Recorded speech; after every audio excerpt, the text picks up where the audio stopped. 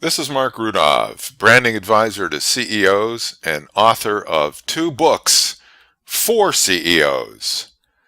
My newest one is called Brand is Destiny, the Ultimate Bottom Line. And my previous one, Be Unique or Be Ignored, the CEO's Guide to Branding. Today's topic, purpose and direction. Now I make it very clear in my new book, Brand is Destiny, that a brand sets your company's purpose and direction. If you do not have a strong brand, and most companies don't, and don't even know what that means, that's why they have weak brands. That's why you must read my books and hire me to help you fix the problem, because you're going to waste a lot of money and your company's going to drift and crash. I just received an email the other day from a CEO of a fairly sizable business, and here's what he said to me. We are not big enough at this time, but follow up with us in 18 to 24 months. Well, that's ridiculous, because you start creating the brand before you have employees, before you have a product, before you have revenues. Because the brand determines your products, your people, and your processes. Without a brand, what products do you build? What people do you hire? What processes do you implement? Well, let me tell you something. They're going to be random. All you have to do is call customer service of any large company. In fact, of any company. And soon you will discover that the company is completely haphazard. This is what I call an enterprise. That's an enterprise with a large dose of entropy, which is chaos. The left hand and the right hand literally have never met. There may be nothing that epitomizes a lack of brand more than an interview that Roger Mudd of CBS News did with Ted Kennedy back in August of 1979. Ted Kennedy was trying to replace Jimmy Carter as the Democrat nominee for president against the Republican who would become Ronald Reagan. So Roger Mudd sat down with Ted Kennedy to ask him a question that literally imploded Kennedy's campaign. And that question was, why do you want to be president? And Ted Kennedy literally couldn't answer it. What does that mean? It means he hadn't really thought about it. He was like Hillary Clinton. He thought he was entitled to the job because he was a Kennedy. So he hadn't put much thought into it at all. I'm a Kennedy, vote for me.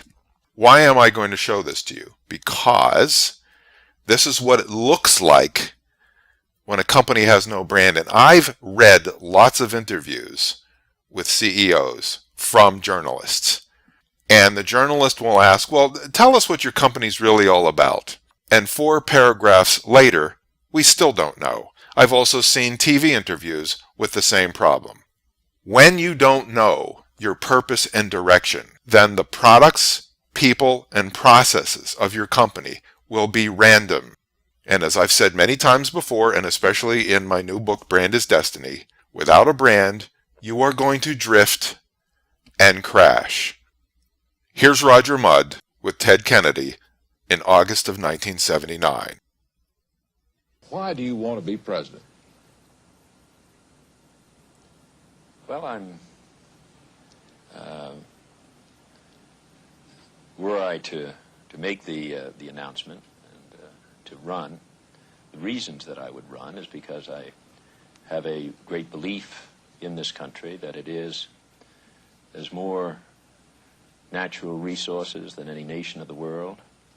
There's the greatest educated population in the world, the greatest technology of any country in the world, the greatest capacity for innovation in the world, and the greatest political system in the world. And yet I see at the current time that most of the industrial nations of the world are exceeding us in terms of productivity, are doing better than us in terms of meeting the problems of inflation, that they're dealing with their problems of energy and their problems of unemployment. And it just seems to me that this nation can cope and deal with its problems in a way that it has in the past. We're facing complex issues and problems in this nation at this time, but we have faced similar challenges at other times. And the energies and the resourcefulness of this nation, I think, should be focused on these problems in a way that brings a sense of restoration in this country by its people in dealing with the problems that we face, primarily the issues on the economy, the problems of inflation, and the problems of energy. And I would basically feel that that it's imperative for this country to either move forward, that it can't stand still, or otherwise it moves back. Now that was something to watch, wasn't it? Painful. But here's what I want you to do. I want you to imagine that you are Ted Kennedy, and Roger Mudd is a business journalist, and he's asking you to define the purpose and direction of your company. If your answer involves products and technologies, you fail. If you don't have an answer, if you mumble and stumble and fumble around like Ted Kennedy, then it's even a bigger failure. Now imagine further that you don't really understand the purpose and direction of your company, and as the CEO, you are the product developer in chief. You are the hiring manager in chief. You are the process installer in chief. What exactly are you going to do if you allow yourself to be a slave to trends and fads and keeping up with the Joneses competitors? You'll be an abysmal failure. And you don't want that to happen. So I want you to watch this over and over again. I want you to watch Ted Kennedy mumble and stumble and fumble around and give all kinds of platitudes about why he, as the object here, he's a company, he's a product, whatever, why he has no clue why he exists other than he thinks he's entitled to the job. You may be the CEO of a company that's been very successful and you're starting to rest on your laurels and you think that you are entitled to exist because as one guy, I ran into a guy at the gym once from Cisco Systems and I asked him, what is Cisco's brand? This was back in the early 2000s. And he said, hey, everybody already knows what we do. Now that's a sign of somebody who works for a company that rested on its laurels. And Cisco eventually had to fire tens of thousands of people and shed dozens of businesses that were taking it nowhere. So you can't rest on your laurels and you can't assume that people know what you do. You can't assume that people know what you're all about. Regardless of who you are, your name, your pedigree, whatever. Your company has to prove itself every day. It must have a purpose and direction. What does that mean? What does that mean? That means you have to have a strong brand because branding is the CEO's #1 priority. If you dismiss it, just like the CEO who wrote to me, we're not big enough yet. You know what? You create your brand when you're nothing.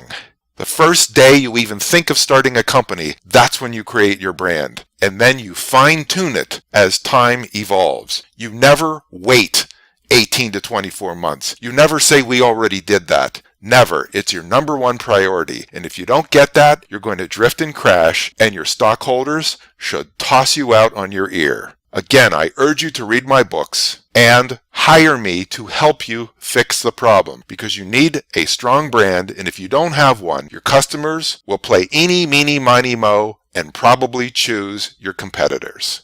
Find me, Marc Rudov, at marcrudov.com.